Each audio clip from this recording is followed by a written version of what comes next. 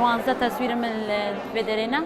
وخلال أسبوع كيما مشاركة في دورة كر ودورة كباجبو خلال في دورة ما تصوير قرطن وما معاناة إدخوا ما بخلال فان تصويرها ما روندك داينة وما تعبير سرنبيسين يعني تصوير خود يعني زلام لي بنيرة زلام زاني يعني شوا تعبيرها وان صورتها أخويايا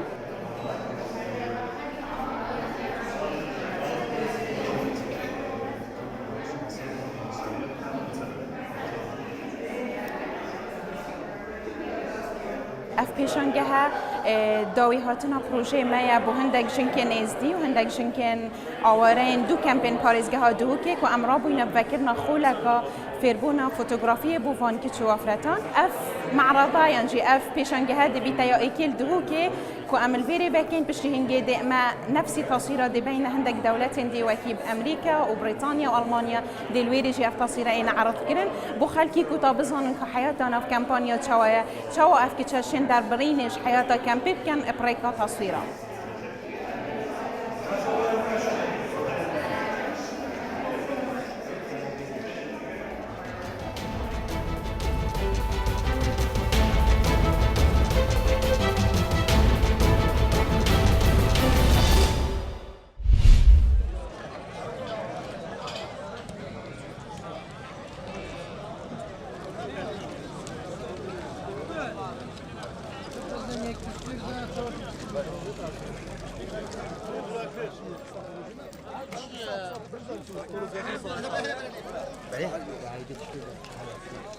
ميدانا ما بدنا درج بعيدة ماينا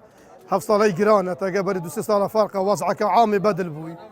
جيانا عالم خوش خدار حيواني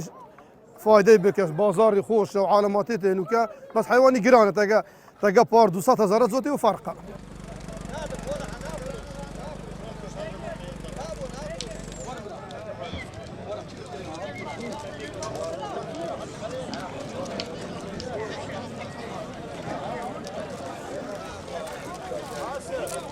افصاله گلکی باشه راستی حیوان افصاله باشه ری پار عالم پتر افصالت که قربانی یعنی پار هکو افصاله نبود مشتری گلک بس سعرا گول که گلک گران تر عالم گول که نکردن 2 میلیون بس حیوان قربانی 250 200 یا حتی 300 برانش 400 و 500 بران بس بین 6 کیلو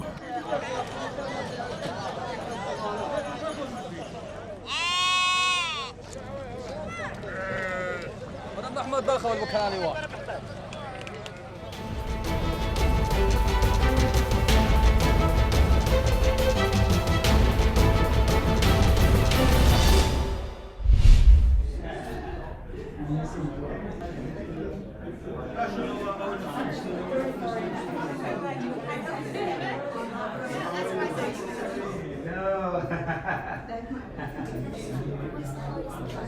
She's also, she asked me about something,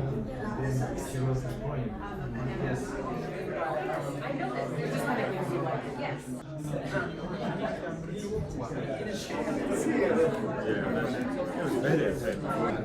We're very lucky this time to have the artist Lukman Ahmad,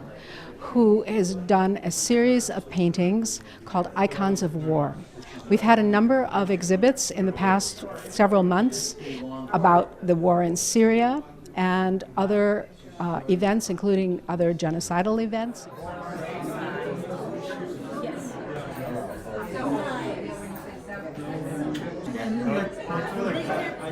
و پیشنگه بناوی آیکونین جنگی